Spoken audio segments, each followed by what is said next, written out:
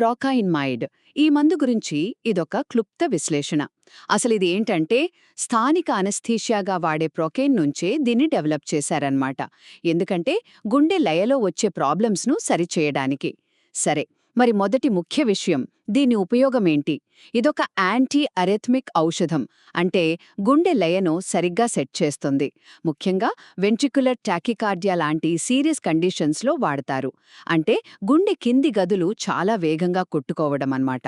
అలాగే atrial fibrillation, అంటే పై గదులు అస్తవ్యస్తంగా కొట్టుకోవడం లాంటి వాటిని కూడా కంట్రోల్ చేస్తుంది. ఇక రెండవ పాయింట్, ఇదందరికీ సేఫ్ కాదండోయ్. ఎస్ఎల్ఈ అంటే మన రోగనిరోధక వ్యవస్థ మనపైనే దాడి చేసే జబ్బు, అలాగే ఏవీ బ్లాక్ లాంటి హార్ట్ కండిషన్స్ ఉన్నవాళ్లు దీన్ని అస్సలు వాడకూడదు. అంతేకాదు గర్భిణీలు, పెద్దవాళ్లు, కిడ్నీ లేదా లివర్ సమస్యలున్నవాళ్లు చాలా జాగ్రత్తగా ఉండాలి. ఇక మూడవది, దీని సైడ్ ఎఫెక్ట్స్. దీనివల్ల వికారం, కన్ఫ్యూజన్, ఇంకా బ్లడ్ ప్రెషర్ తగ్గడం లాంటివి జరగచ్చు. ఇంకో విషయమేంటంటే బీటా బ్లాకర్స్ లాంటి ఇతర గుండె మందులతో, ఆల్కహాల్తో కూడా ఇది రియాక్ట్ అవుతుంది. కాబట్టి మీరు తీసుకుంటున్న ప్రతి మందు గురించి మీ డాక్టర్కి చెప్పడం చాలా చాలా ముఖ్యం. సో ఒక్క మాటలో చెప్పాలంటే ప్రొకేన్మైడ్ గుండె లయను సరిచేయడంలో పవర్ఫుల్ మందే, కానీ ఎట్టి పరిస్థితిలోనూ డాక్టర్ పర్యవేక్షణ లేకుండా వాడకూడదు.